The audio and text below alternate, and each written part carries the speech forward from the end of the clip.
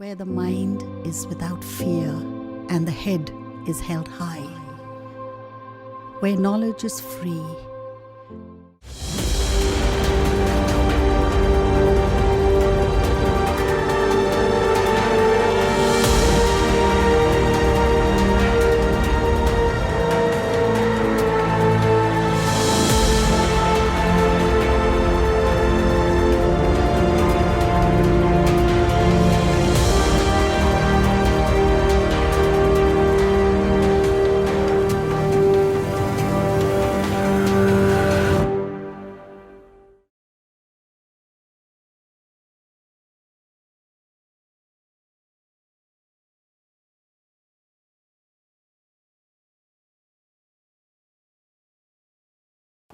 Good morning, আমার নাম সুপ্রতিম রায়।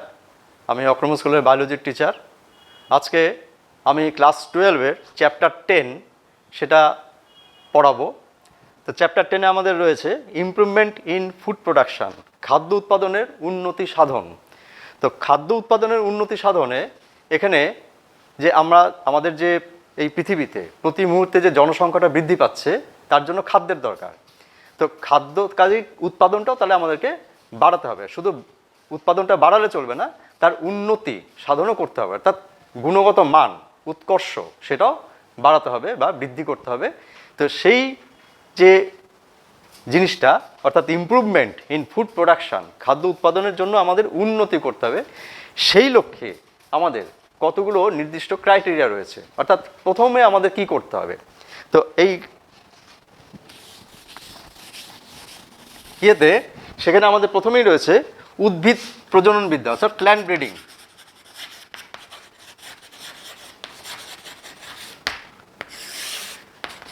Plant breeding, তো প্ল্যান্ট ব্রিডিংয়ের উদ্ভিদ প্রজনন বিদ্যা অর্থাৎ এখানে কি করা হয়, এখানে প্রথমে উদ্ভিদ নির্বাচন করতে হয়।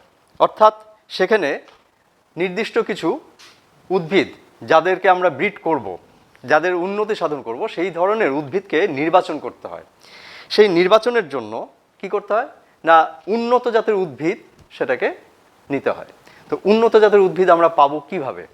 তো একটা হচ্ছে প্রাকৃতিক উপায়, অর্থাৎ বিভিন্ন জায়গাতে শস্য ক্ষেত্রে হোক বা বিভিন্ন জায়গাতে সেখানে যে উদ্ভিদ রয়েছে সেই উদ্ভিদ থেকে উন্নত মানের উদ্ভিদটাকে নির্বাচন করে সেখান থেকে তার বীজ সংগ্রহ করে সেই বীজকে পর্যায়ক্রমিকভাবে কতগুলো জননের মাধ্যমে, কতগুলো বংশের মাধ্যমে সেখান থেকে উন্নত বীজটাকে নিয়ে তারপর সেটাকে শস্যক্ষেত্রে সেটাকে আমরা বপন করি এবং সেটাকে আমরা নির্বাচন করলাম।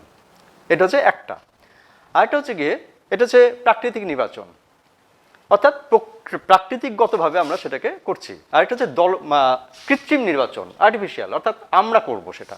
ঠিক আছে, তো আমরা কীভাবে করব না, তার মধ্যে এটা রয়েছে, একটা রয়েছে দলবদ্ধ নির্বাচন, অর্থাৎ সেখানে উন্নত জাতের উদ্ভিদকে আমরা নির্বাচন করলাম, সেখান থেকে বীজ সংগ্রহ করলাম, সেই বীজকে আবার জমিতে ছড়িয়ে দিলাম, সেখান থেকে আবার উন্নত উদ্ভিদকে সংগ্রহ করলাম, আবার তাদের বীজ সংগ্রহ করে আবার ছড়ালাম। এইভাবে করতে করতে করতে করতে একটা নির্দিষ্ট সময়ে গিয়ে, নির্দিষ্ট বংশতে গিয়ে যখন দেখছি যে না আমরা সেই আমাদের আকাঙ্ক্ষিত যে উদ্ভিদ সেটাকে পেলাম, তখন সেটাকে আমরা শস্যক্ষেত্রে বা চাষের যোগ্য হিসাবে তাদেরকে আমরা নির্বাচন করলাম।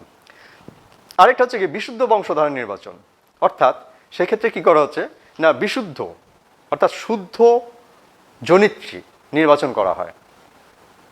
তাদের মধ্যে সেখান থেকে বীজ সংগ্রহ করা হয়, সেখান থেকে বীজ সংগ্রহ করে তাদেরকে বপন করা হলো। বপন করার পরে সেখান থেকে আমার যে আকাঙ্ক্ষিত উদ্ভিদ যেটা পেলাম সেটাকে নিয়ে বাদবাকিগুলিকে বাতিল করে দেওয়া হয়।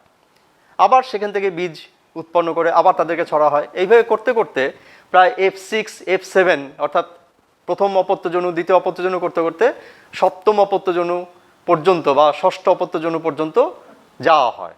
গিয়ে সেখান থেকে এবার কি করা হয় না, আমাদের যে জনিত্রী সেই জনিত্রীটাকে নির্বাচন করে তখন তার থেকে এবার আমরা বীজ সংগ্রহ করি এবং বীজ সংগ্রহ করে তখন সেটা কৃষিকার্যে আমরা প্রয়োগ করি। এটা হচ্ছে নির্বাচন। আরেকটা নির্বাচন কিভাবে হয় না, ক্লোনের মাধ্যমে। তো ক্লোনের মাধ্যমে সাধারণত অঙ্গজ জনন পদ্ধতিতে যে সমস্ত উদ্ভিদদের বংশ বৃদ্ধি হয় তাদের ক্ষেত্রে, যেমন আদা, আলু, বিভিন্ন ধরনের অঙ্গের মাধ্যমে প্রভৃতি, সেখান থেকে কি করা হচ্ছে না সেই অংশটাকে নির্বাচন করা হয় বিশুদ্ধ, কোন অংশটা ভালো সেই অংশটাকে নির্বাচন করে সেখান থেকে পর্যায়ক্রমিকভাবে কতগুলো জনুর মাধ্যমে সেটাকে আমরা করে থাকি। এটা যে ক্লোনের মাধ্যমে করা হচ্ছে। তো এরপরে আসছি যে এই যে প্ল্যান্ট ব্রিডিং হলো, অর্থাৎ জনিত্রী নির্বাচন হলো, এটা হচ্ছে নির্বাচন। এবার আরেকটা ধাপে আমরা যাচ্ছি সংকরায়ন, হাইব্রিডাইজেশন।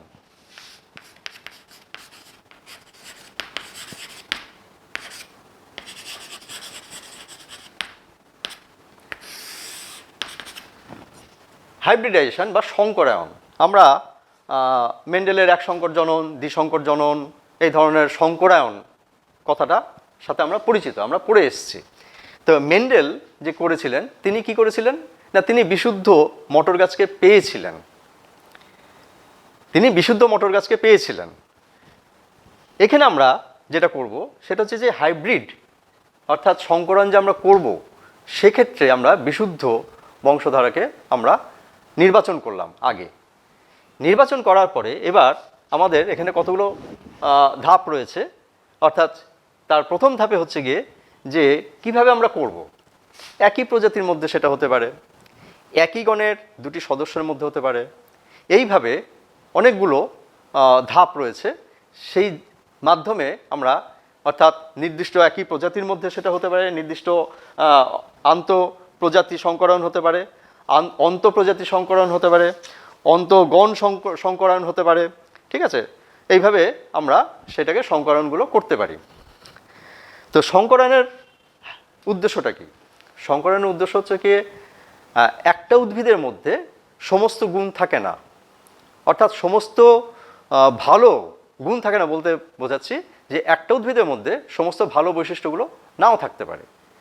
এবার তাহলে সেই উদ্ভিদের মধ্যে ভালো বৈশিষ্ট্য, আরেকটা উদ্ভিদের মধ্যে ভালো বৈশিষ্ট্য, দুটোকে যদি আমরা মিলিত করে তাদেরকে ব্রিড করিয়ে যদি একটা উদ্ভিদের মধ্যে সমস্ত ভালো বৈশিষ্ট্যগুলোকে নিয়ে এসে সেখান থেকে যদি আমরা ফসল উৎপাদন করতে পারি, শস্য উৎপাদন করতে পারি, বা আমাদের নির্বাচিত যে খাদ্য উৎপাদনের জন্য যে উদ্ভিদের যে উন্নতি সাধন, তাহলে সেটা আমরা করতে পারবো। তাহলে এইটাই হচ্ছে সংকরণের প্রধান উদ্দেশ্য। কোনো একটা গাছের মধ্যে হয়তো ফলন খুব বেশি হচ্ছে, কিন্তু সেটা রোগে আক্রান্ত হয়ে পড়ছে। আরেকটা উদ্ভিদের মধ্যে রোগ প্রতিরোধ করার ক্ষমতা রয়েছে, কিন্তু তার শস্য উৎপাদনের ক্ষমতাটা কম। তাহলে এই দুটো উদ্ভিদকে আমি যদি সংকরায়িত করি, অর্থাৎ হাইব্রিড করি, তাহলে সেক্ষেত্রে একটা উদ্ভিদের মধ্যে আমি কি পাবো, ফলন বেশি পাবো, আবার রোগ প্রতিরোধ ক্ষমতা রয়েছে সেটাও পাবো। এটি হচ্ছে সংকরণের প্রধান উদ্দেশ্য, ফলন বৃদ্ধি করা, রোগ মুক্ত উদ্ভিদ নির্বাচন করা, তার সাথে কি হচ্ছে না ফলন বৃদ্ধি করা হবে, গুণগত তার মান বৃদ্ধি করা হবে। এই সমস্ত উদ্দেশ্যর দিকে লক্ষ্য রেখেই সংকরণটা করানো হয়। তো এই সংকরণের জন্য অনেকগুলো ধাপ রয়েছে। তো এই ক্ষেত্রে ইতর পরাগযোগ প্রথমে করানো হয়। আমরা মেন্ডেলের ক্ষেত্রে দেখেছি তিনি যে প্রথম যে F1 জনু, যেটা তার আগে যে জনিত্রী জনুর যেটা ছিল পি জনু, তো সেক্ষেত্রে কি করানো হয়েছিল না ইতর পরাগযোগ ঘটানো হয়েছিল।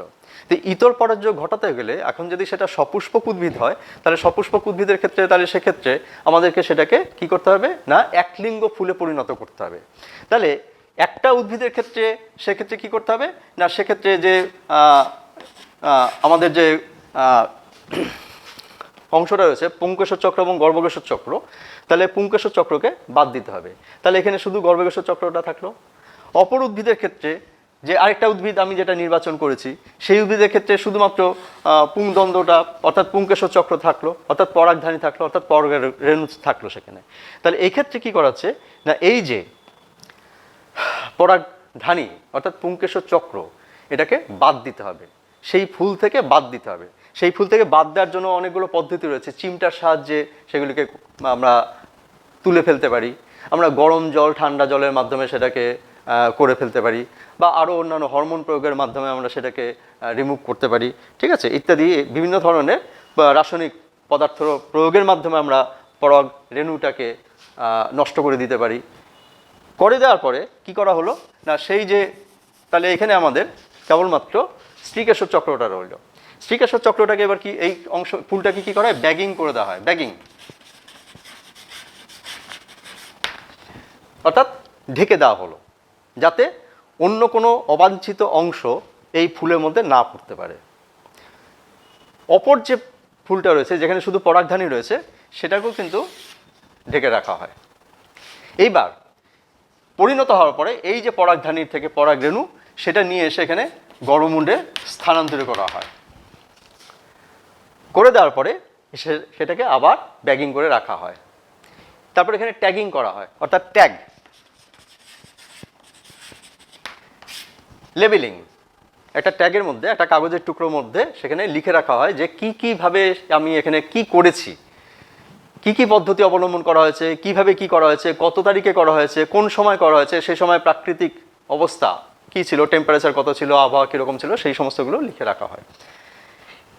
এরপরে কি করা হচ্ছে না, এই ফুলে এবার যখন সেখানে বীজ উৎপন্ন হলো সেই বীজ নিয়ে আমরা কি করব না জমিতে বপন করব। তো এই যে জমিতে যে বপন করা হবে, এই যে সিডসগুলো আমরা পেলাম, এটা হচ্ছে F1 জনু। এই F1 জনুতে যে আমরা সিডসগুলো পেলাম, আমরা কি করে বুঝবো যে আমি যে আকাঙ্ক্ষিত অংশ যেটা আমি চাইছি সেই অংশটা যে আমি পেয়েছি, কি করে বুঝবো? তাহলে বীজকে কি করতে হবে না, বপন করতে হবে, জমিতে বপন করতে হবে। বপন করার পরে যে উদ্ভিদগুলো সৃষ্টি হবে দেখতে হবে যে সেখানে আমার আকাঙ্ক্ষিত উদ্ভিদ কি পরিমাণে রয়েছে, কতটা রয়েছে। তো সেখানে F1 জনিতে আমি যেটা পেলাম সেখান থেকে কি করতে হবে না, প্রথমে আমাদেরকে আমার আকাঙ্ক্ষিত উদ্ভিদ যেটা পাবো সেগুলিকে নিয়ে বাদবাকিগুলিকে বাতিল করে দেওয়া হয়। এরপরে আবার তাদের মধ্যে স্বপরাগযোগ, সেলফ পলিনেশন,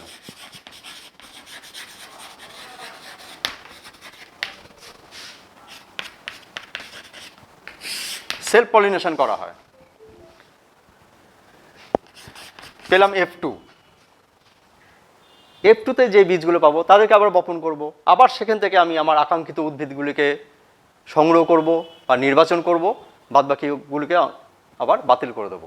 এখানে গণ্ডগোল বা ভুলে গেলে চলবে না, আমি প্রথমেও কিন্তু এই ধরনের একটা ঘটনা বলেছি, সেটা হচ্ছে দলবদ্ধ নির্বাচন বা প্রাকৃতিক নির্বাচন বা কৃত্রিম নির্বাচন।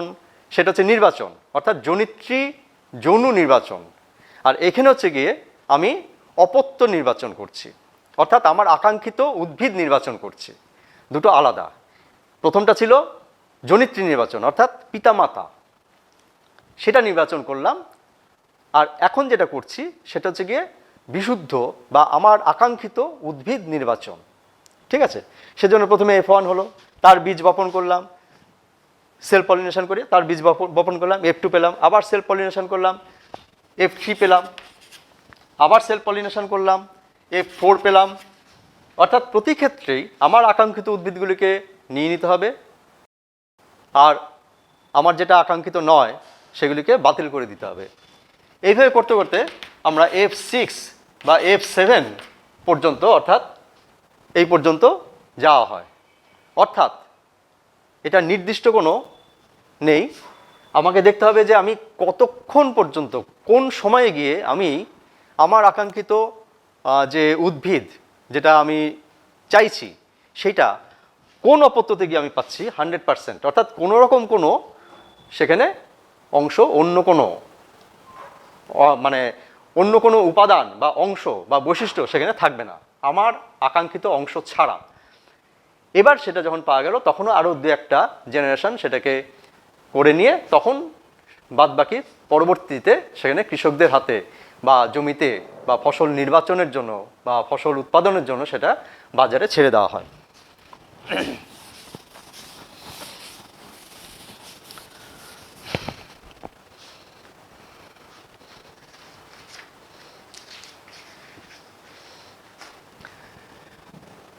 এখানে আমাদের খাদ্য উৎপাদনের উন্নতি সাধনের জন্য আরেকটা যেটা রয়েছে সেটা হচ্ছে টিস্যু কালচার।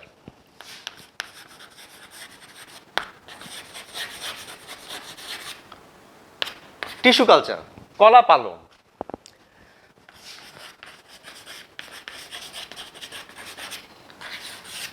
তো টিস্যু কালচার যেটা করা হয় সেখানে বিভিন্নভাবে উদ্ভিদের বিভিন্ন অংশ, সেটা তার কাণ্ডের অংশ হতে পারে, ক্যালাস অংশ বা মূলের অংশ, ভ্রূণের অংশ, হ্যাঁ, বিভিন্ন অন্য কোনো অঙ্গের অংশ, সেগুলিকে নেওয়া হয়।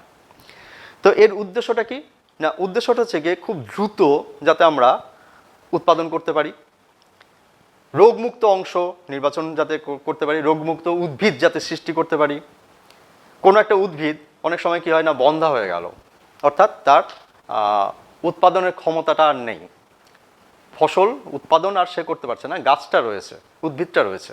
সেই ক্ষেত্রে আমার তার অংশ থেকে, ভ্রূণের অংশ হোক বা অন্য কোনো অংশ, দেহজ অংশ থেকে নিয়ে তখন সেটাকে যদি আমরা কালচার করি, তখন সেখান থেকে আমরা আবার নতুন করে উদ্ভিদ পাবো। খুব দ্রুত আমরা উদ্ভিদ অংশ সৃষ্টি করতে পারবো এবং সেখানে রোগমুক্ত থাকবে, খুব তাড়াতাড়ি ফলন বৃদ্ধি হবে, উন্নত জাতের উদ্ভিদ আমরা সেখান থেকে পেয়ে যাব, অর্থাৎ যেখান থেকে আমরা নিচ্ছি ক্লোন, এটা ক্লোন থেকে নেওয়া হবে। তো এই ক্ষেত্রে সেখানে আমরা ভ্রূণ নিতে পারি, বিভিন্ন ধরনের ক্যালাস পালন করতে পারি, প্রোটোপ্লাস্টকে পালন করতে পারি। তো এই পালনের জন্য কি করা হয়, কোনো একটা উদ্ভিদ অংশ, সাপোজ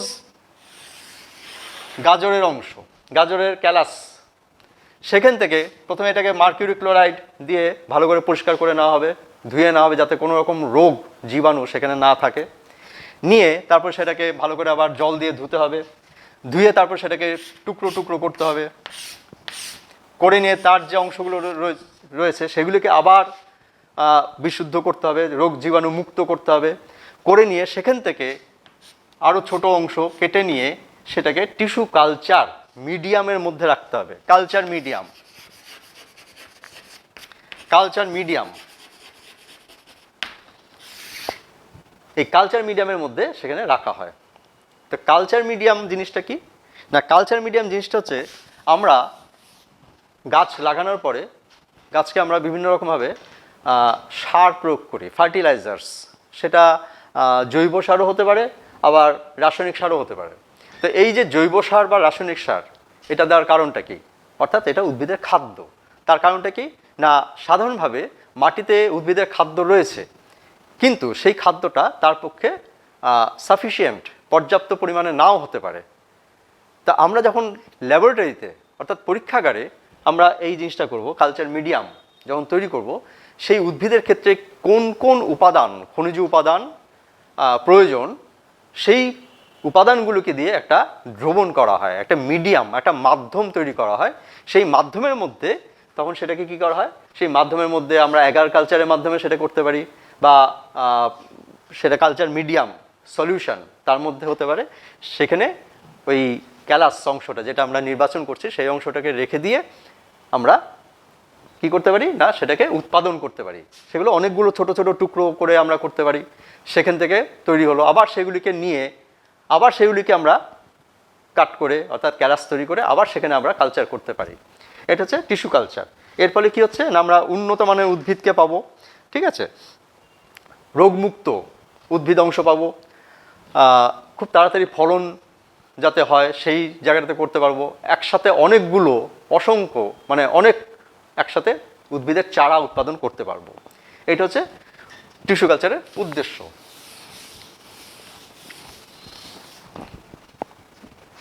নেক্সট আমরা আসছি এসসিপি।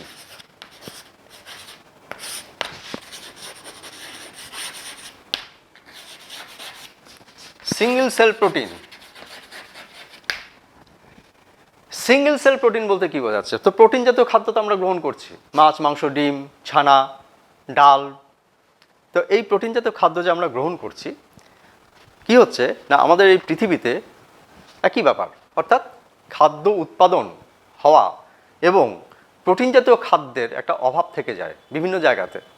এটা তোমার আমার বা আমাদের কথা হচ্ছে না, একটা নির্দিষ্ট কোনো অঞ্চলে থাকতে পারে, কোনো নির্দিষ্ট একটা পরিবারের মধ্যে সেখানে থাকতে পারে। তো সিঙ্গেল সেল প্রোটিন জিনিসটা কি না, ব্যাকটেরিয়া, ইস্ট, বিভিন্ন ধরনের শৈবাল ইত্যাদি এদের দেহ থেকে প্রোটিন নিষ্কাশন করা হয়, বা তাদের দেহের মধ্যে যে প্রোটিনটা রয়েছে সেই প্রোটিনটাকে খাদ্য হিসাবে গ্রহণ করা বা খাদ্যের মধ্যে সেটাকে মিশিয়ে দেওয়া, এবং সেই মাধ্যমে দিয়ে সেই প্রোটিনটাকে আমরা গ্রহণ করছি।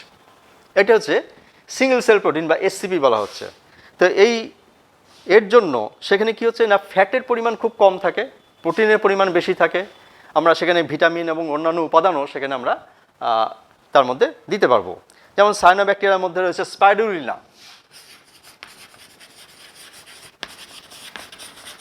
সায়ানোব্যাকটেরিয়া অর্থাৎ নীলাভ সবুজ শৈবাল, ব্লু গ্রিন অ্যালগি, ঠিক আছে, স্পাইরুলিনা।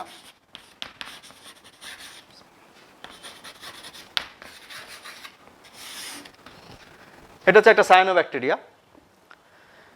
এমনি সাধারণ ব্যাকটেরিয়ার মধ্যে রয়েছে মিথালোফিলাস,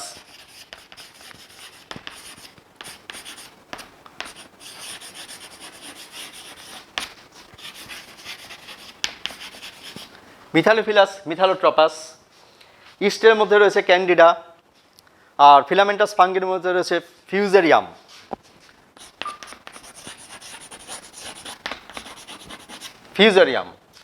এটা হচ্ছে সূত্রাকার শৈবাল, ছত্রাক, ফিলামেন্টাস ফাঙ্গি।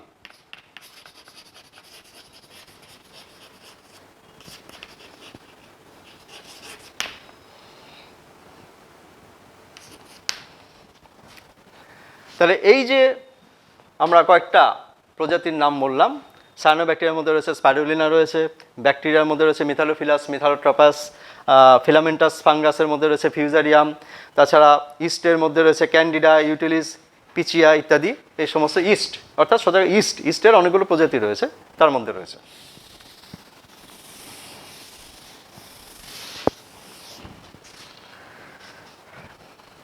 আসছি আমরা বায়োফর্টিফিকেশন।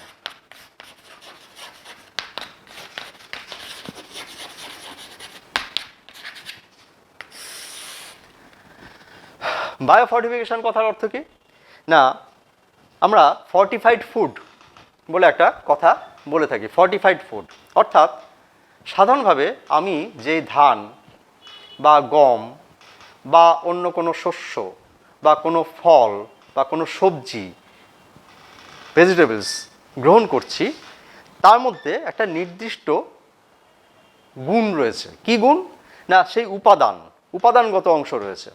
তো সেই উপাদানটা কিন্তু কম থাকতে পারে। অর্থাৎ আমার বলার উদ্দেশ্য হচ্ছে গিয়ে যে আমরা যে গমের মধ্যে বা ধানের মধ্যে যে উপাদানগুলো রয়েছে, সেই উপাদানগুলো তো থাকবে, কিন্তু সেটা ধরা যাক কম রয়েছে। এবার আমি চাইছি বাড়াতে, সেক্ষেত্রে তখন কি করতে হবে না, তার গুণগত মান বৃদ্ধি করতে হবে। এই গুণগত মান একই উদ্ভিদের মধ্যে, উদ্ভিদটা সেটাই থাকবে, টমেটো, ধান, গম, বিভিন্ন ধরনের ফল, শাক সবজি, ভেজিটেবলস, এদের যে নির্দিষ্ট গুণটা রয়েছে তার মানটাকে বৃদ্ধি করা, সেইটাই হচ্ছে গিয়ে বায়োফর্টিফিকেশন। এবং সেই ধরনের ফলনগুলিকে আমরা বলছি ফর্টিফাইড ফুড। যেমন সোনালি ধান, ঠিক আছে, সোনালি ধান যার মধ্যে ভিটামিন এ রয়েছে, কিন্তু আরও বেশি করে ভিটামিন এ তার মধ্যে যদি আমরা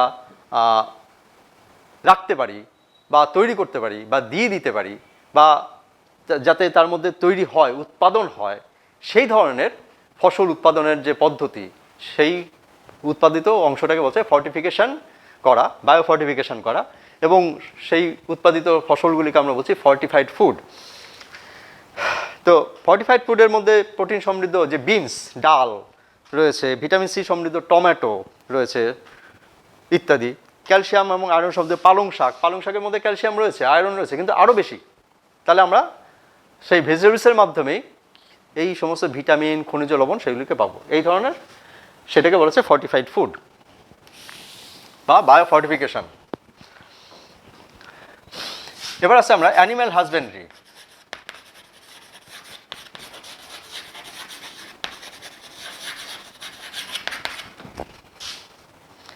অ্যানিম্যাল হাজবেন্ডারি হচ্ছে পশুপালন। তো এই পশুপালন আমাদের দেশে না, সারা পৃথিবীতে বিভিন্ন জায়গাতে বিভিন্ন রকমভাবে পশুপালন করা হয়ে থাকে। তার মধ্যে কি কি রয়েছে? তার মধ্যে রয়েছে পোলট্রি বার্ডের মধ্যে রয়েছে আমাদের চিকেন, ডাক, কাউ, বাফেলো,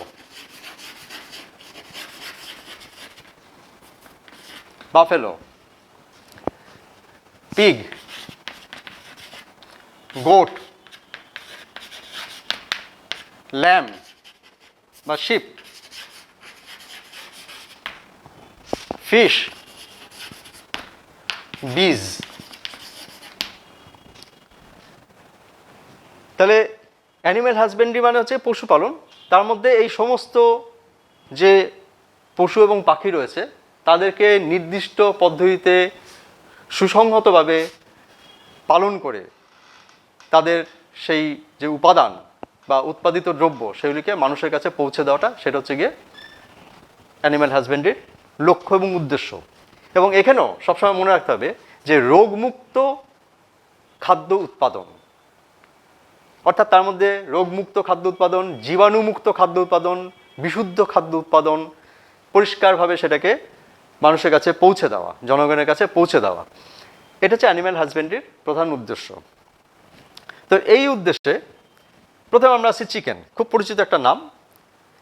আমরা বাজার থেকে যে চিকেন কিনে নিয়ে আসি সেখানে এক একজনের এক একটা পছন্দ থাকে। কেউ বলে দেশি মুরগি, কেউ সেমি দেশি, কেউ বলে পোলট্রি বার্ড অর্থাৎ ব্রয়লার।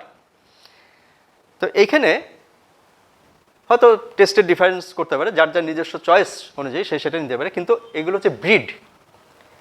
তো এই যে ব্রিড যেটা বলা হচ্ছে, এই ব্রিড বলতে বোঝাচ্ছে যে আমাদের সাধারণভাবে একটা হচ্ছে দেশি হচ্ছে সেই লোকাল অঞ্চলে, সেই অঞ্চলের মধ্যে যেই সমস্ত পশু বা পাখি থাকে সেটা হচ্ছে সাধারণ অংশ। আর ব্রিড বলতে বোঝাচ্ছে যে উন্নত মানের পশু বা পাখি। এই যে আমরা ব্রয়লার কথাটা উল্লেখ করছি, ব্রয়লারটা হচ্ছে একটা নির্দিষ্ট ব্রিড। এটা মাংসের উন্নতি সাধনের জন্য করা হয়েছে। এই ধরনের বিভিন্ন ধরনের ব্রিড রয়েছে। আমেরিকান ব্রিড রয়েছে যেমন প্লাইমাউথ রক, রোড আইল্যান্ড, হ্যাঁ, নিউ হ্যাম্পশায়ার ইত্যাদি। এশিয়াটিক ব্রিড রয়েছে ব্রাহ্মা, কোচিন ইত্যাদি। ইংলিশ ব্রিডের মধ্যে সাসেক্স, হ্যাঁ, কর্নিশ ইত্যাদি রয়েছে। ভূমধ্যসাগরীয় ব্রিড রয়েছে হোয়াইট লেগহর্ন, মিনরকা ইত্যাদি। তো এগুলো এক একটা অঞ্চলের সেই অঞ্চলের ব্রিড। কোনোটা শুধুমাত্র ডিম উৎপাদনের জন্য ব্যবহার করা হয়, কোনোটা শুধুমাত্র মাংস উৎপাদনের, টেবিল ব্রিড। অর্থাৎ চিকেনের মধ্যে দুই ধরনের ব্রিড রয়েছে, মানে সমস্ত যত রকমের ব্রিড থাকুক না কেন, দুটো ক্যাটাগরি রয়েছে। একটা হচ্ছে টেবিল ব্রিড, অর্থাৎ যেটাকে শুধু আমরা মাত্র মাংস খাওয়ার জন্য ব্যবহার করি, এটা হচ্ছে টেবিল ব্রিড। আর লেইং ব্রিড হচ্ছে গিয়ে যারা শুধুমাত্র ডিম উৎপাদনের জন্য ব্যবহৃত হবে। তো সেই হিসাবে এক একটা অঞ্চলে, পৃথিবীর বিভিন্ন অঞ্চলে বিভিন্ন ধরনের এই ধরনের ব্রিড রয়েছে উন্নত জাতের। হাঁসের ক্ষেত্রেও তাই রয়েছে, অর্থাৎ এটাও পোলট্রি ফার্মের মধ্যেই পড়ছে। অর্থাৎ বিভিন্ন জাতের হাঁস রয়েছে যাদের কিছু ডিম উৎপাদনের জন্য ব্যবহার করা হচ্ছে, কারো পেকিং ডাক যেমন ব্যবহার করা হচ্ছে মাংস খাওয়ার জন্য। এবার আছে ডেয়ারি। ডেয়ারির মধ্যে রয়েছে কাউ পড়বে, বাফেলো পড়বে, পিগ পড়বে, শিপ পড়বে, গোট পড়বে। এটা ডেয়ারি ফার্ম ম্যানেজমেন্ট। অর্থাৎ ডেয়ারি, সেখানে কি হচ্ছে না, বিভিন্ন ধরনের গরু, মোষ ইত্যাদি, শুয়োর, ছাগল, ভেড়া, এদের উন্নতি সাধন করা হয়। প্রথমে আসি গরু। এখানে আমাদের জানা আছে যে কি বলে, আমাদের যে দেশি গরুর দুধ আর হাইব্রিড গরুর দুধ, অর্থাৎ এখানে একটা ক্যাটাগরি করা হয়েছে। ঠিক আছে? তো এই যে জিনিসগুলো করা হচ্ছে, তাহলে কি করা হচ্ছে না, সেখানে এইভাবে বিভিন্ন উন্নত জাতের সেখানে গরু রয়েছে। ঠিক আছে? যেমন শাহিওয়াল রয়েছে, সিন্ধি, হ্যাঁ, তারপরে গিরি, এই ধরনের বিভিন্ন ধরনের ব্রিড রয়েছে গরুর। এরা প্রচুর পরিমাণে দুগ্ধ উৎপাদন করতে পারে। মোষের ক্ষেত্রেও তাই, বিভিন্ন ধরনের সেখানে মোষ রয়েছে। ঠিক আছে? মুড়া, ভাদাবাড়ি, সুরতি ইত্যাদি বিভিন্ন জায়গাতে, হ্যাঁ, এগুলো রয়েছে। শুয়োরের বিভিন্ন ধরনের ব্রিড রয়েছে, মাংস উৎপাদনের জন্যই শুয়োরকে পালন করা হয়। ছাগল এবং ভেড়া, দুধ এবং মাংস দুটোর জন্যই ছাগলকে পালন করা হচ্ছে। আবার মাংসের জন্য তাদেরকে বিভিন্ন ধরনের ব্রিড তৈরি করা হচ্ছে।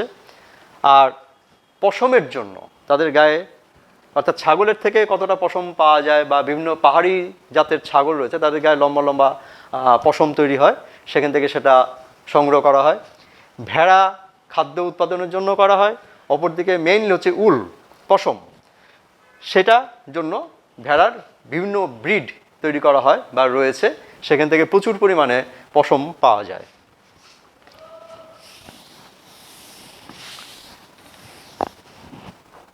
বাকি থাকলো মাছ এবং মৌমাছি। তো পিসিকালচার,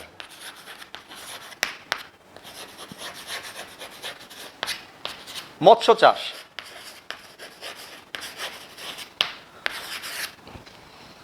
তো মৎস্য চাষ আমরা এই জিনিসটা আমাদের কাছে পরিচিত, অর্থাৎ চাষ করা হচ্ছে। তো চাষ করা রুই কাতলা মৃগেল কালবোস চাষ করা, গ্রাস কার্প, আমেরিকান রুই আর নদী থেকে পাওয়া, দুটোর মধ্যে পার্থক্যটা কি না একই জাত, একই রুই কাতলা মৃগেল কালবোস আমি নদী থেকে পাচ্ছি যেটা, সেটা হচ্ছে প্রাকৃতিকগতভাবে সেখানে সে তৈরি হচ্ছে, সে ডিম দিচ্ছে, সেখান থেকে পোনা তৈরি হচ্ছে, তারা প্রাকৃতিকভাবে সেই নদীতে বা বড় জলাশয়ে প্রাকৃতিকভাবে সেখানে তারা কী হচ্ছে না বড় হচ্ছে এবং তাদেরকে আমরা সংগ্রহ করছি খাদ্য হিসাবে। আর কালচার চাষ করা হচ্ছে, সেটা কিভাবে করা হচ্ছে না নির্দিষ্ট পুকুর থাকবে, সেখানে পুরুষ এবং স্ত্রী মাছের শুক্রাণু ডিম্বাণু সেখানে নিষিক্ত করানো হবে, সংগ্রহ করে তাদেরকে নিষিক্ত করানো হবে, সেখান থেকে ডিম পোনা তৈরি হবে, সেই ডিম পোনাকে আবার আরেকটা নির্দিষ্ট পুকুরে তাদেরকে, অর্থাৎ এটা হচ্ছে হ্যাচারি পুকুরে তাকে স্থানান্তরিত করা হবে, সেখানে যখন আরেকটু বড় হবে সেখান থেকে আবার সঞ্চয়ী পুকুরে ছাড়া হবে, রিজার্ভ ট্যাঙ্ক, সেখানে বড় হওয়ার পর তারপর সেটাকে বাজারজাত করা হবে।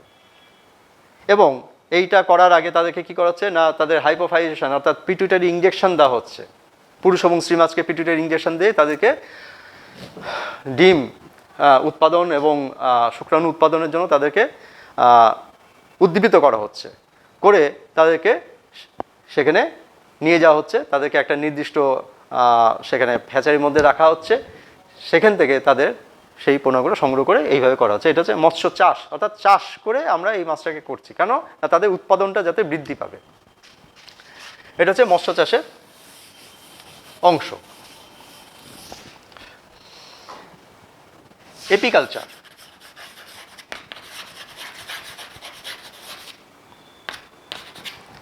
মৌমাছি প্রতিপালন। তো মৌমাছির প্রতিপালন যেটা বলা হচ্ছে, সাধারণভাবে আমাদের বাড়িতে বা কোনো গাছের মধ্যে সেখানে আমরা দেখছি মৌমাছির চাক হচ্ছে, সেটা হচ্ছে প্রাকৃতিকভাবে, ঠিক আছে।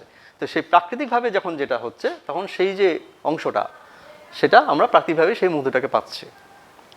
আর যখন কালচার করব, সেই কালচার করার জন্য আমরা অনেকেই দেখে থাকবো যে বড় বড় আম বাগানে বা বিভিন্ন ফসলের ক্ষেতে বা শস্যের ক্ষেতে বা বিভিন্ন জায়গাতে সেখানে বড় বড় বাক্স রাখা থাকে, সেই বাক্সের মধ্যে অনেকগুলো ফ্রেম থাকে। এই ফ্রেমগুলোর মধ্যে মৌমাছির যে চাক, মৌচাক, সেই মৌচাকের মতো ছোট ছোট ছোট ঘর করা থাকে, এটা আগে থেকে করা থাকে। সেই অংশগুলিকে রেখে দেওয়া হয়, সেখানে রানী মৌমাছি এবং পুরুষ মৌমাছিকে সেখানে ছেড়ে দেওয়া হয় এবং তারা বংশবৃদ্ধি করতে থাকে। এবং সেই যে চাকের মতো যে অংশগুলো, অর্থাৎ একটা ফ্রেম, ঠিক আছে, এবং ফ্রেম থাকে, সেই ফ্রেমের মধ্যে যে থাকে এর মধ্যে তারা আস্তে আস্তে আস্তে বংশবৃদ্ধি করতে থাকে এবং মধু সেখানেই সংগৃহীত হয়। এরপরে কি করা হয়, এই ল্যাংস্টথ বক্স রয়েছে, একটা উন্নত মানের মৌমাছি প্রতিপালনের একটা অংশ বা যন্ত্র।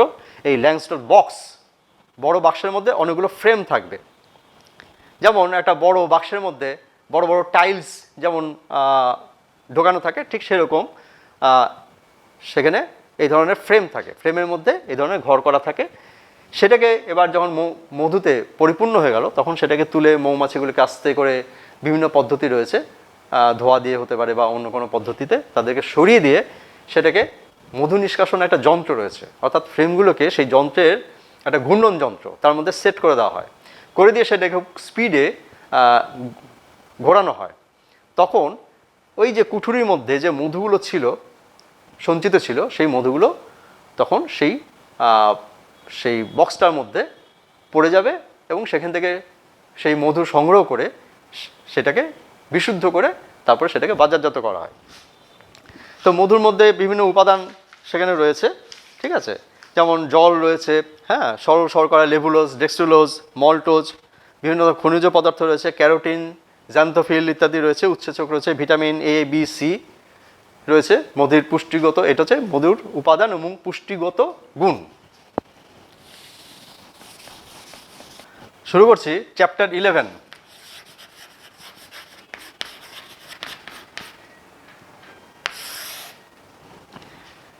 চ্যাপ্টার 11 হচ্ছে গিয়ে মাইক্রোবস ইন হিউম্যান ওয়েলফেয়ার।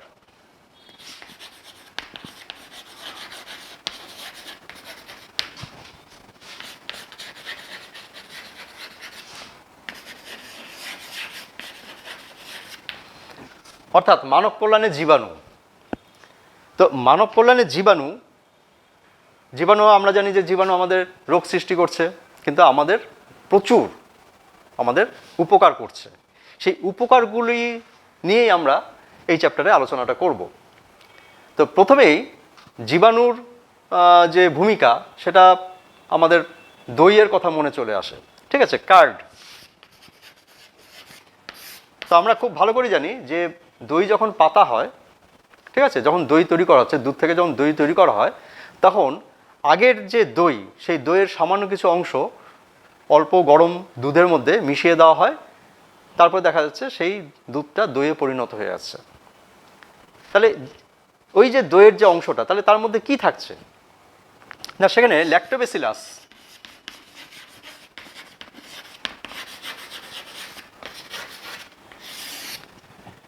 ল্যাক্টোব্যাসিলাসের একটা স্পেসিস, অর্থাৎ দণ্ডাকৃতি ব্যাকটেরিয়ার একটা প্রজাতি ল্যাক্টোব্যাসিলাস কেজাই রয়েছে, অনেকগুলো আরও প্রজাতি রয়েছে।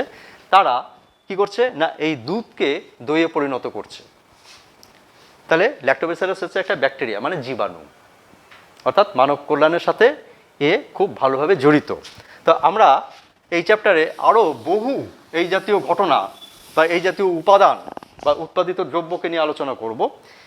যেমন হয়েছে গিয়ে, অর্থাৎ ফার্মেন্টেড, সোজা কথা এখানে ফার্মেন্টেশন হচ্ছে, সন্ধান প্রক্রিয়ার মাধ্যমে বিভিন্ন উৎপাদিত দ্রব্য, যেমন মাখন তৈরি হচ্ছে, পনির তৈরি হচ্ছে, ঠিক আছে, যোগার্ট অর্থাৎ দুধের শরতলা দুধ, হ্যাঁ, ঘোল তৈরি হচ্ছে, কেফির তৈরি হচ্ছে, কুমিশা ঘটকি দুধ, তারপর হচ্ছে গিয়ে টেটি, ইডলি, ফিশ সস তৈরি করা হয় ছোট ছোট মাছ, তাকে বিভিন্ন ধরনের ব্যাসিলাস প্রজাতির বিভিন্ন জীবাণু দ্বারা তাকে সন্ধান প্রক্রিয়াতে, সোজা কথা আমরা যেটা বলি পচিয়ে দেওয়া, ঠিক আছে, তার মাধ্যমে সেই ফিশ সস তৈরি করা হচ্ছে, ঠিক আছে। কিমচি হচ্ছে গিয়ে বাঁধাকপি এবং অন্যান্য শাকসবজি, সেখানে ল্যাকটিক অ্যাসিড ব্যাকটেরিয়া, এই যে ল্যাক্টোব্যাসিলাস যেটা, সেটা হচ্ছে ল্যাকটিক অ্যাসিড ব্যাকটেরিয়া, সেই ব্যাকটেরিয়ার মাধ্যমে তাদেরকে সন্ধান করিয়ে সেই নির্দিষ্ট খাদ্য উৎপাদন করা হচ্ছে। ইডলি, চালের গুঁড়ো বা ডালের গুঁড়োকে সন্ধান প্রক্রিয়াতে লিউকোনস্টক, হ্যাঁ, জাতীয় ব্যাকটেরিয়াকে সেখানে কাজে লাগানো হচ্ছে। তারপর স্ট্রেপ্টোকক্কাস, ল্যাক্টোব্যাসিলাসের বিভিন্ন প্রজাতি, দুধ জাতীয় বিভিন্ন যে উৎপাদিত দ্রব্য যেগুলো বলা হলো, পনির, মাখন, ঠিক আছে, সেখানে স্ট্রেপ্টোকক্কাস, লিউকোনস্টক, হ্যাঁ, ল্যাক্টোব্যাসিলাস, তাহলে এই জাতীয় জীবাণুগুলো প্রচুর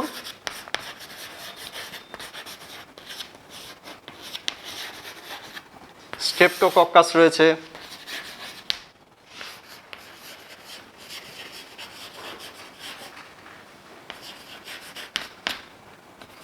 লিউকোনস্টক,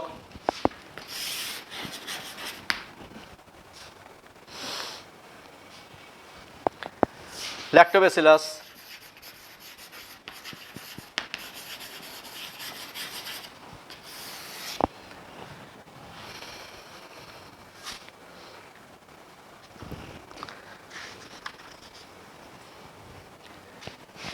এই সমস্ত যে জীবাণুগুলো রয়েছে, এরা দুগ্ধজাতীয় উপাদান যেগুলো বলা হলো, এগুলো তৈরিতে সাহায্য করছে। চর্মশিল্পে, অর্থাৎ লেদার টেকনোলজি,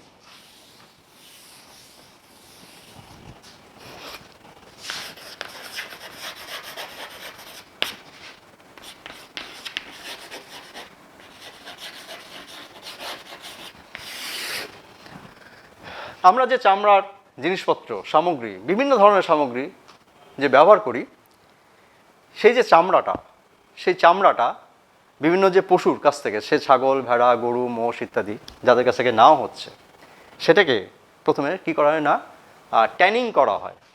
ট্যান, চামড়া ট্যান, এটা একটা বিশাল গুরুত্বপূর্ণ অংশ। অর্থাৎ ট্যান না করলে সেই চামড়াকে আমরা ব্যবহার করতে পারবো না।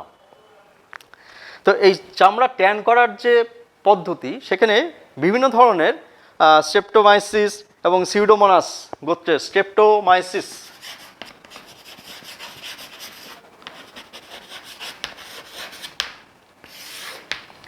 সিউডোমোনাস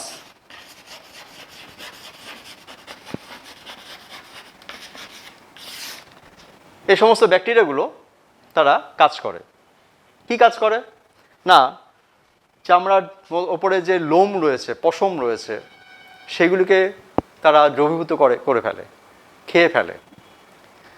চামড়ার মধ্যে যে বিভিন্ন ধরনের যে লিগনিন বা যে ধরনের কেরাটিন ইত্যাদি যে বিভিন্ন অংশগুলো রয়েছে, প্রোটিয়েজ, লাইপেজ ইত্যাদি যে অংশগুলো রয়েছে, সেই অংশগুলিকে তারা কি করে না, খেয়ে ফেলে। যত ট্যানিং প্রসিডিওর ভালো হবে, তত বেশি সেটা কি হবে না, সফট হবে, নরম হবে। অর্থাৎ সেই চামড়াটা তখন আমরা ব্যবহার করতে পারবো, ব্যবহারের যোগ্য করে তোলা হয়। এবং এই ব্যবহারের যোগ্য করে তোলার জন্য ব্যাকটেরিয়া যদি সেখানে কাজ না করতো, তাহলে কিন্তু আমরা চামড়ার জিনিস ব্যবহার করতে পারতাম না। অর্থাৎ সেক্ষেত্রে চর্মশিল্পে সেখানে তারা কি করছে না, এই সমস্ত ব্যাকটেরিয়াগুলো তারা সাহায্য করছে।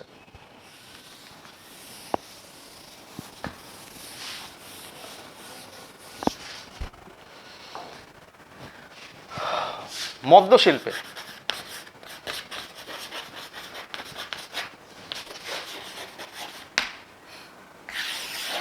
বিভিন্ন ধরনের যে মদ রয়েছে, তার মধ্যে বিয়ার, রাম, হুইস্কি, অ্যালকোহলস ইত্যাদি যে রয়েছে, সেখানে স্ট্রেপ্টোমাইসিস সেখানে রয়েছে, ক্লস্ট্রিডিয়াম রয়েছে, জাইমোমোনাস রয়েছে। অর্থাৎ সেখানে ইস্ট দিয়ে গেজিয়ে, অর্থাৎ এরা নির্দিষ্ট কিছু ব্যাকটেরিয়া রয়েছে এবং ছত্রাকও রয়েছে। তো সবচেয়ে প্রাচীন পদ্ধতি হচ্ছে গিয়ে এখানে যে ইস্ট, স্যাকারোমাইসিস সেরিভিসি ইস্ট, যেটা নাকি আমরা পাউরুটি শিল্পে বা কেক পেস্ট্রিতে আমরা ব্যবহার করি, বা ইডলি দোসাতেও সেখানে অনেক সময় দেওয়া হয়, বা আরও যে আমরা নান তৈরি করছি, বা অর্থাৎ ময়দা দিয়ে যে সমস্ত খাদ্যদ্রব্য উৎপাদন করা হচ্ছে, সেখানেও কিন্তু স্ট্রেপ্টোমাইস সেখানে ব্যবহার করা হচ্ছে, ইস্টকে দিয়ে সেটাকে করা হচ্ছে। তো এখানে বিভিন্ন ধরনের, সেটা ছাড়াও অর্থাৎ ইথাইল অ্যালকোহল তৈরি করার জন্য C2H5OH এটা তৈরি করার জন্য তাদেরকে কাজে লাগানো হয়। তার মধ্যে স্যাকারোমাইসিস সেরিভিসি অর্থাৎ ইস্ট সেটা রয়েছে, সার্সিনা রয়েছে, জাইমোমোনাস রয়েছে, ক্লস্ট্রিডিয়াম রয়েছে, ল্যাক্টোব্যাসিলাস রয়েছে। এই সমস্ত প্রজাতিগুলিকে বিভিন্ন ধরনের মদ তৈরি করার জন্য ব্যবহার করা হয়। ফার্মেন্টেশন করিয়ে তাদেরকে সেটা করা হচ্ছে।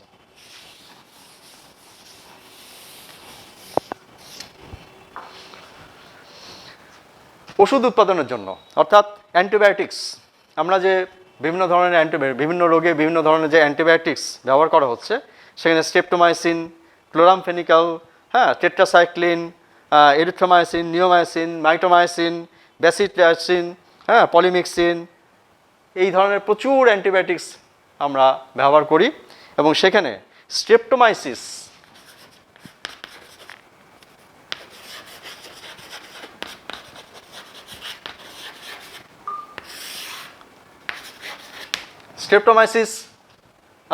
প্রজাতির অনেকগুলো প্রজাতি রয়েছে যারা নাকি এই অ্যান্টিবায়োটিক্সগুলো তৈরিতে সাহায্য করছে।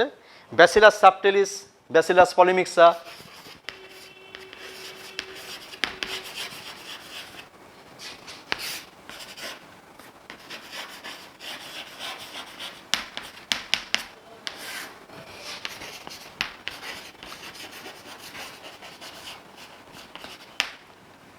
ব্যাসিলাস সাবটিলিস রয়েছে, ব্যাসিলাস পলিমিক্সা রয়েছে। ঠিক আছে, তো এরা কি করছে না, অ্যান্টিবায়োটিক উৎপাদনে সাহায্য করছে।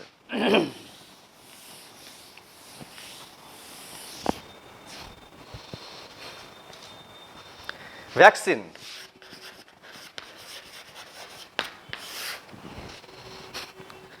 ভ্যাকসিন উৎপাদনে বিভিন্ন ব্যাকটেরিয়া অর্থাৎ জীবাণুকে আমরা ব্যবহার করি। তো এই ক্ষেত্রে ভ্যাকসিন বা টিকা উৎপাদনের জন্য যেই রোগের করা হবে, অর্থাৎ যেই রোগের ভ্যাকসিন উৎপাদন করা হবে, সেই রোগের জীবাণুটাকেই ব্যবহার করা হয়। অর্থাৎ টিকা সম্পর্কে আমাদের পূর্ববর্তী ধারণা রয়েছে, আমরা জানি যে টিকা কিভাবে তৈরি করা হচ্ছে। ঠিক আছে, কাজে যেই রোগের যেমন ধরা যাক কলেরা রোগের জন্য যে ভ্যাকসিন, কলেরা রোগের জীবাণুর নাম হচ্ছে গিয়ে ভিব্রিও কলেরি। তো সেই ভিব্রিও কলেরি এই যে রোগ ইয়েটা রয়েছে,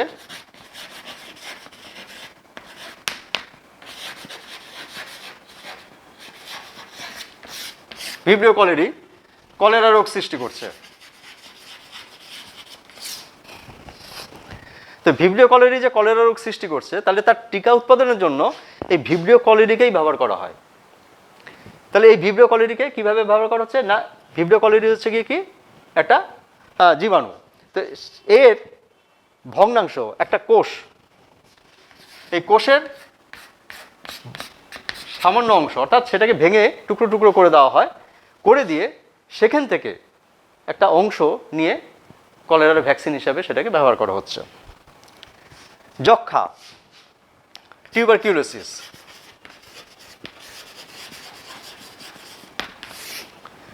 তো টিউবারকুলোসিসের বা যক্ষ্মার জীবাণুর নাম কি না, মাইকোব্যাকটেরিয়াম টিউবারকুলোসিস।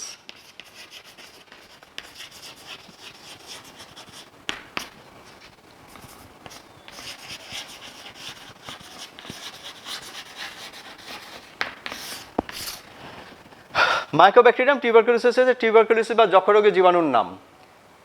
তো এটা ব্যাসিলাস বা দণ্ডাকৃতি একটা ব্যাকটেরিয়া। ভিব্রিও কলেরির মতো এক্ষেত্রেও কোষের ভগ্নাংশ না হয়, এটাকে ফ্রিজিং করে দেওয়া হয়, ক্রিস্টালাইন করে দেওয়া হয়, ডিপ ফ্রিজে বা এভাবে করে তাকে ফ্রিজিং করে ক্রিস্টালাইন করে দেওয়া হয়, একটা কাঁচের টুকরোর মতো হয়ে যাবে। তারপর সেটাকে গুঁড়ো করে দেওয়া হয়, গুঁড়ো করে দিয়ে সেখান থেকে সামান্য একটা অংশ নিয়ে সেখানে সেই ভ্যাকসিন বা টিকাটা উৎপাদন করা হয় এবং সেটা যেটা নাকি শিশুদের শরীরে প্রয়োগ করা হচ্ছে।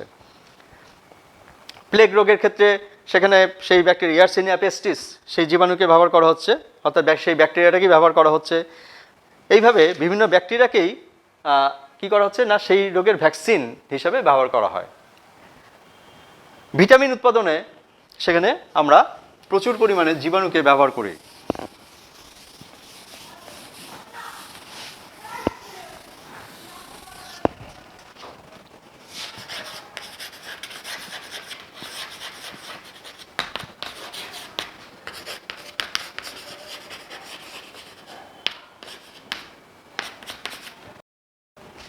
ভিটামিন উৎপাদনে রাইবোফ্লেভিন উৎপাদনে যেমন ক্লস্ট্রিডিয়াম,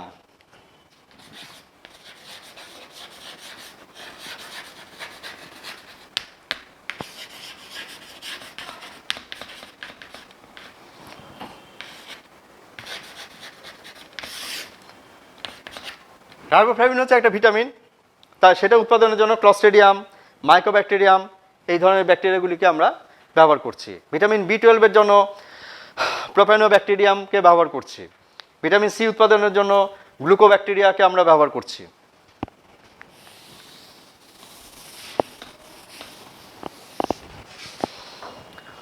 বিভিন্ন ধরনের উৎসেচক অর্থাৎ এনজাইম আমরা বাজারে আমাদের শরীরের প্রয়োজন অর্থাৎ আমাদের কোনো খাদ্য অর্থাৎ পুষ্টিগত গোলযোগ যদি দেখা যায়, অর্থাৎ হজমের যদি আমাদের ডাইজেশনের যদি কোনো সমস্যা দেখা যায়, তাহলে আমরা বাজার থেকে বিভিন্ন ধরনের উৎসেচক সেটা পাওয়া যায়, সেটা ট্যাবলেট হিসাবে বা ক্যাপসুল হিসাবে বা লিকুইড ফর্মে আমরা বিভিন্ন ধরনের উৎসেচকের পাই। তো সেই উৎসেচক উৎপাদনে কিন্তু সেখানে আমরা ব্যাকটেরিয়াকে ব্যবহার করে থাকি, যেমন অ্যামাইলেজ, প্রোটিয়েজ, স্ট্রেপ্টোকাইনেজ এগুলোকে দিয়ে একটা দ্রবণ তৈরি করে রাখা হয়। সেটা দিয়ে আমরা সেটা বিভিন্ন কাজে ব্যবহার করা হয়, অর্থাৎ ল্যাবরেটরিতে বিভিন্ন কাজে ব্যবহার করা হচ্ছে বা বাণিজ্যিকভাবে মেডিসিনের একটা অংশ হিসাবে সেটাকে ব্যবহার করা হয়। ব্যাসিলাস সাবটিলিস রয়েছে, ব্যাসিলাস তারপর স্ট্রেপ্টোকক্কাস রয়েছে, এদের মাধ্যমে বিভিন্ন ধরনের উৎসেচক সেখানে আমরা উৎপাদন করতে পারি। নেক্সট আমরা আসছি সুয়েজ ট্রিটমেন্ট।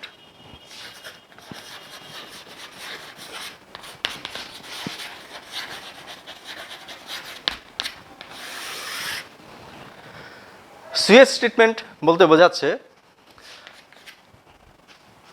নর্দমার জল বিশুদ্ধিকরণ। তা আমরা আমাদের আশেপাশে যে বিভিন্ন যে নর্দমা ড্রেন রয়েছে, সেই ড্রেনগুলোতে আমরা খুব ভালোভাবেই এটা আমরা দেখতে পাই যে সেখানে নর্দমাগুলো বিভিন্ন ধরনের বস্তুতে পরিপূর্ণ হয়ে থাকে, যার ফলে সেখানে কী হয় না, জলটা ঠিকমতো প্রবাহিত হতে পারে না। জলটা প্রবাহিত হতে না পারার কারণই কিন্তু যে নর্দমার মধ্যে যে বিভিন্ন যে বস্তুগুলো রয়েছে সেই বস্তুগুলো সেখানে জমে থাকা। একটা জিনিস খেয়াল করে দেখবে যে নর্দমার মধ্যে ধরা যাক আমি নর্দমার মধ্যে সবুজ কোনো তরকারির খোসা বা তরকারির অংশ বা উদ্ভিজ্জ অংশ নর্দমার মধ্যে ফেললাম, কিন্তু সেটা কি দীর্ঘদিন ওইভাবেই সবুজ অংশই হিসাবে থেকে যায়?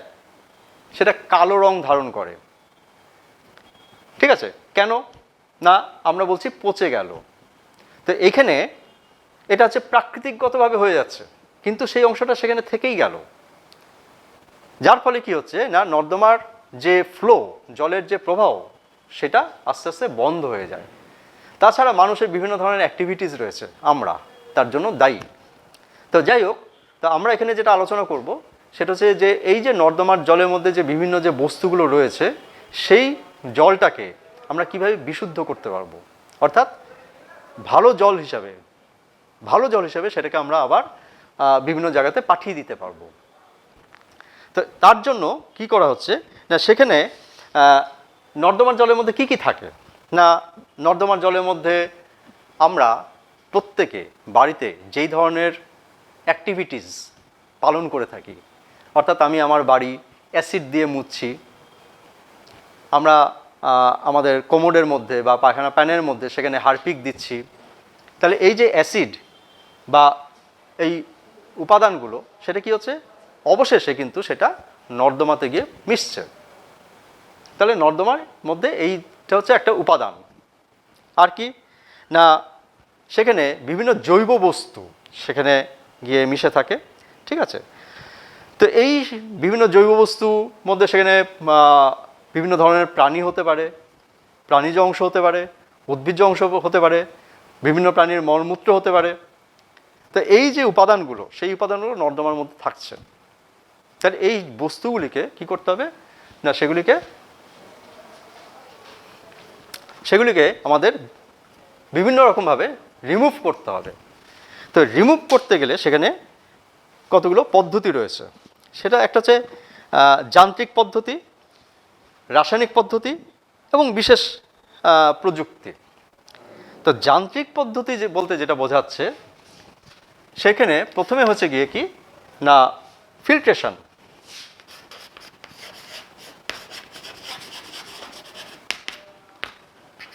বা পরিশ্রুতকরণ। তো পরিশ্রুতকরণ, নর্দমার জলটা সেটা একটা বিশাল অনেকটা অংশ। তো সেখানে কি করা হয় না, এই জলটাকে প্রথমে ডেট্রিটাস ট্যাঙ্কে নিয়ে যাওয়া হয়।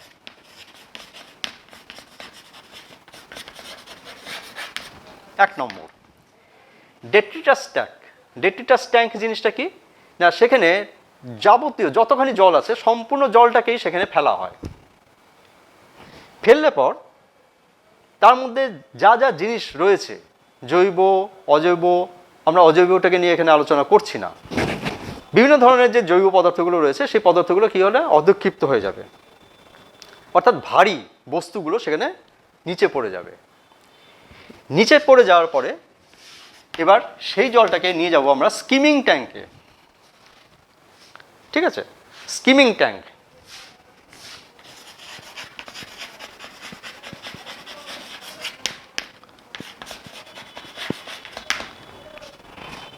ডেট্রিটাস ট্যাঙ্কে ভারী বস্তুগুলো অধক্ষিপ্ত হয়ে যাওয়ার পরে, থিতিয়ে পড়ার পরে সেই জলটাকে আমরা নিয়ে আসবো স্কিমিং ট্যাঙ্কে। স্কিমিং ট্যাঙ্কে সেখানে কি করা হয় না, জলটাকে ভালোভাবে নাড়ানো হয়, একটা বিশেষ পদ্ধতির সাহায্যে সেটাকে জলটাকে নাড়ানো হয়। নাড়ানো হলে পর সেখানে জলের মধ্যে যে বিভিন্ন তৈলাক্ত বস্তু থাকবে, সূক্ষ্ম কণা থাকবে, মিশে থাকবে, বিভিন্ন ধরনের ডিটারজেন্টস বা অন্য কোনো বস্তু থাকবে, সেগুলো কি হবে না, ভেসে উঠবে। ভেসে উঠলে পর তখন সেগুলিকে একটা পদ্ধতি রয়েছে, তার মাধ্যমে সেগুলিকে সরিয়ে ফেলা হয়, ফলে জলটা আরও স্বচ্ছ এবং পরিষ্কার হলো। এইবার এখান থেকে এই জলটাকে এবার কী করে, সেডিমেন্টেশন ট্যাঙ্ককে নিয়ে যাওয়া হয়।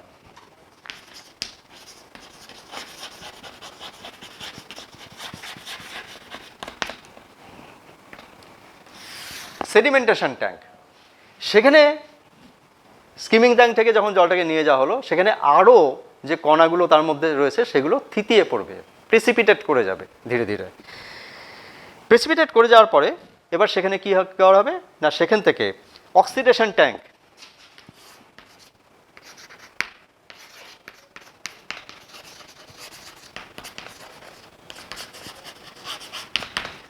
Oxidation tank, tank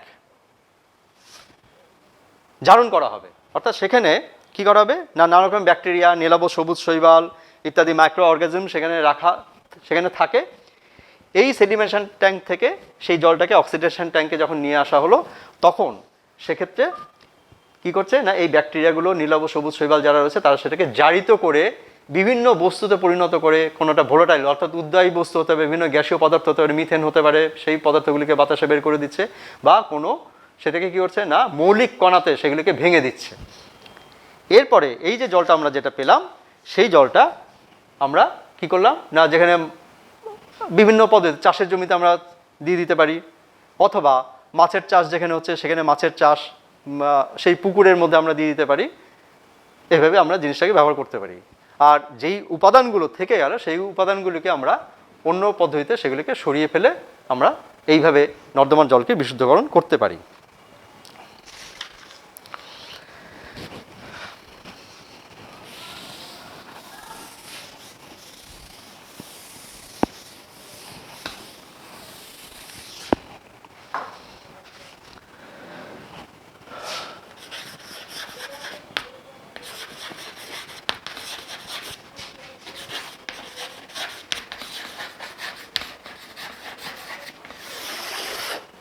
biological paste control, অর্থাৎ পেস্ট কন্ট্রোল শস্য ক্ষেত্রে বিভিন্ন ধরনের যে রোগ পোকার আক্রমণ ঘটে, অর্থাৎ ফসলের ক্ষতি করছে, সবজির ক্ষতি করছে, ফলের ক্ষতি করছে, সেই ক্ষতিকারক যে এজেন্টস যারা রয়েছে, বিভিন্ন ধরনের পোকামাকড় রয়েছে, বিভিন্ন ধরনের জীবাণু রয়েছে, তো তাদের হাত থেকে সেই ফসলকে রক্ষা করার পদ্ধতি, তো সেই পদ্ধতি সাধারণভাবে আমরা কি করি না, পেস্টিসাইডস বা ইনসেকটিসাইডস ইউজ করি।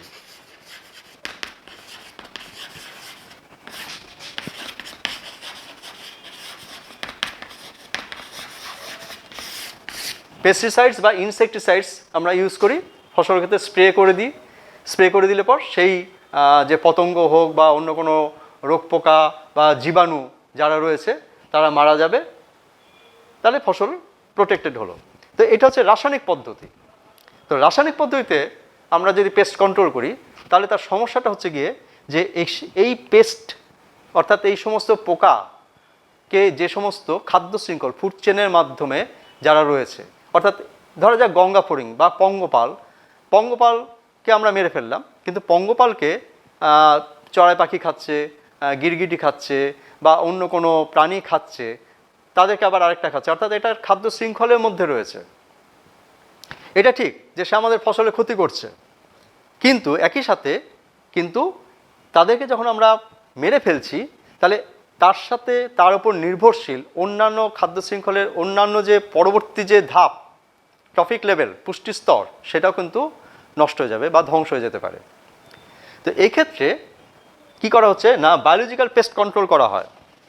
অর্থাৎ বায়োলজিক্যালি পেস্ট কন্ট্রোল করতে গিয়ে সেখানে বিভিন্ন ধরনের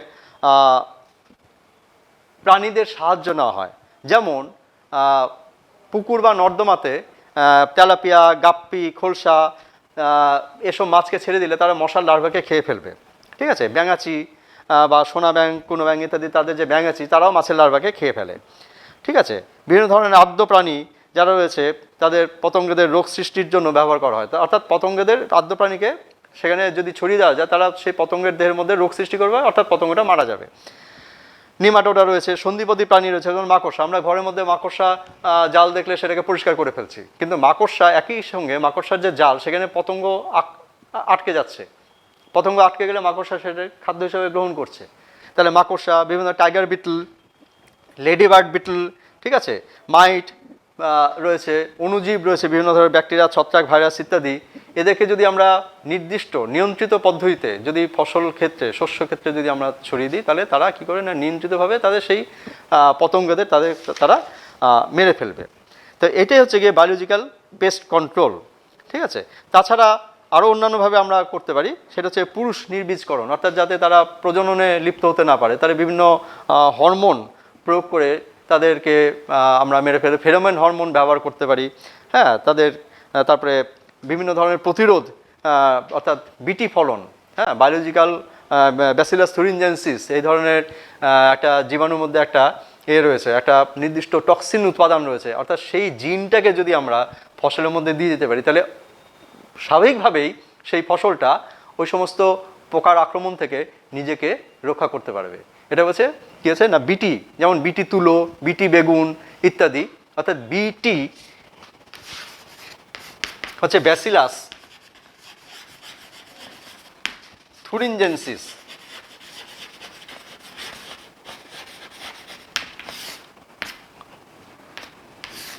ব্যাসিলাস থুরিনজেন্সিস বিটি। তো এই বিটি, এই ব্যাসিলাস থুরিনজেন্সিস এর মধ্যে একটা জিন রয়েছে, জিনটা টক্সিন উৎপাদন করে। এই জিনটাকে আমরা যদি কোনো ফসলের মধ্যে ঢুকিয়ে দিতে পারি, ট্রান্সজেনেসিস উদ্ভিদ সৃষ্টি করা হচ্ছে চেষ্টা। তো এই ক্ষেত্রে তাহলে কী হবে না, সেই টক্সিন উৎপাদনটা তার মধ্যে থেকে যাবে, যার ফলে কোনো পতঙ্গ সেই ফসলের ক্ষতি করতে পারবে না।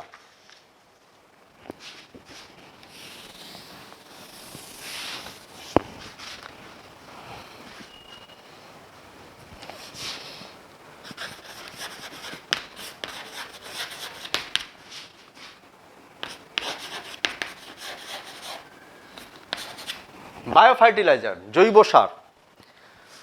তো জৈব সার বলতে বোঝাচ্ছে যে সাধারণভাবে আমরা ফসলের ক্ষেত্রে যে সার প্রয়োগ করি নর্মালি, সেটা হচ্ছে কি রাসায়নিক সার, অর্থাৎ ammonium phosphate, super phosphate, NPK ইত্যাদি ইত্যাদি বিভিন্ন ধরনের রাসায়নিক সার রয়েছে, খুব সহজে সেখানে ফসলের খুব দ্রুত বৃদ্ধি, ইউরিয়া রয়েছে।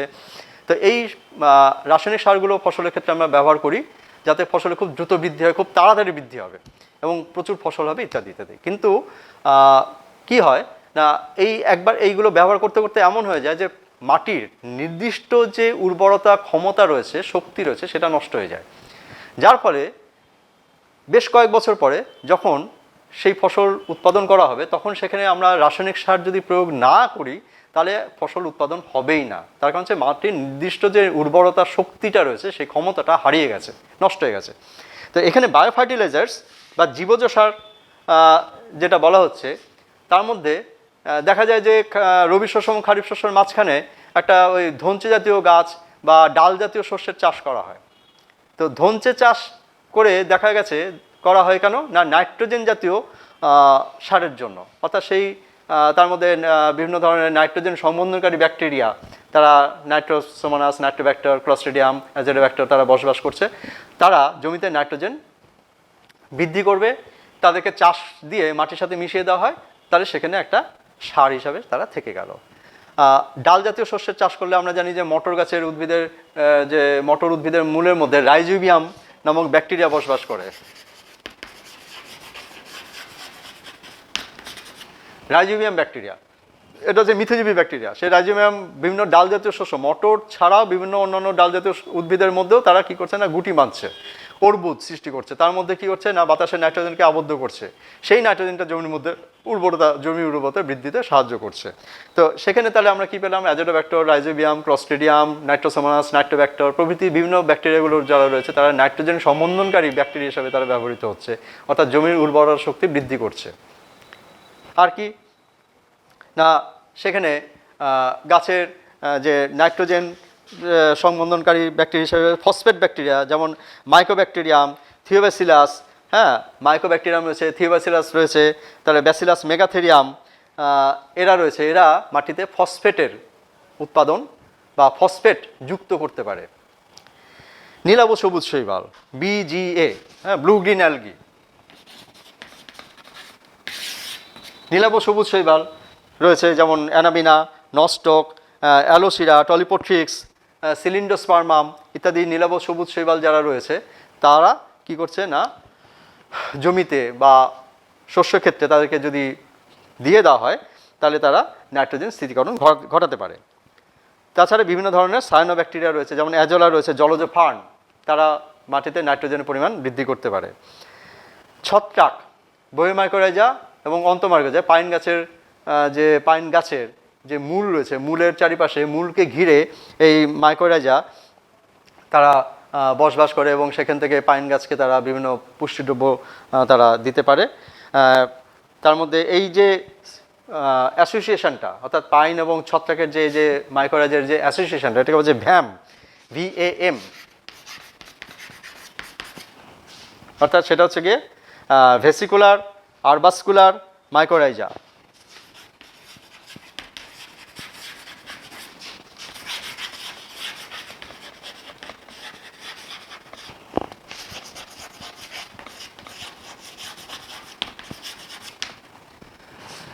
ভেসিকুলার আরবাস্কুলার মাইকোরাইজা, অর্থাৎ এই যে পাইন গাছের সাথে যে ছত্রাকের যে অ্যাসোসিয়েশনটা, এটাকে বলা হচ্ছে এই জিনিস। অর্থাৎ সোজা কথা, জৈব সার হচ্ছে গিয়ে আমাদের বলতে আমরা যেটা জেনে আলোচনা করলাম সেটা হচ্ছে মাইক্রো অর্গানিজম, অর্থাৎ জীবাণু কীভাবে আমাদেরকে সাহায্য করছে। একই সাথে জৈব সার বলতে কিন্তু আরেকটা জিনিস যেটা আমরা সবসময় বাড়িতে আমরা করিয়ে থাকি, সেটা হচ্ছে বিভিন্ন ফলের খোসা, তরকারির খোসা বা অন্য কোনো খাদ্য সামগ্রীর অংশ একটা গর্তের মধ্যে ফেলা হয়, ফেলে সেটাকে মাটি চাপা দিয়ে দেওয়া হয়, সেখানে বিভিন্ন জীবাণু সেটার মধ্যে কাজ করে সেই অংশটাকে আমরা কিন্তু আবার বিভিন্ন কাজে লাগাতে পারি জৈব সার হিসাবে, সেটাও কিন্তু জৈব সার। ঠিক আছে, তাহলে আমরা এই চ্যাপ্টারে যেটা পড়লাম সেটা হচ্ছে যে বিভিন্ন ধরনের মানব কল্যাণে জীবাণু কীভাবে সাহায্য করছে, অর্থাৎ সেখানে শক্তি উৎপাদনের জন্য, উৎসেচক উৎপাদনে, ভিটামিন উৎপাদনে, হ্যাঁ, চর্মশিল্পে, তারপরে বিভিন্ন জাতীয় দুগ্ধ জাতীয় খাদ্য উৎপাদনে কীভাবে সাহায্য করছে, অ্যান্টিবায়োটিক্স উৎপাদনে কীভাবে সাহায্য করছে, জৈব সার কীভাবে তৈরি করা হচ্ছে, বায়োফর্টিফিকেশন অর্থাৎ খাদ্য উৎপাদনের উন্নতি সাধন কীভাবে হচ্ছে, একই খাদ্যের কীভাবে সেই গুণগত মানটা বৃদ্ধি করা হবে ইত্যাদি, এই জিনিসগুলোকে নিয়ে আমরা, নর্দমার জল কীভাবে বিশুদ্ধকরণ করা হবে, এই জিনিসগুলো নিয়ে এই চ্যাপ্টার আমরা আলোচনা করলাম। আজকে এখানেই শেষ করছি।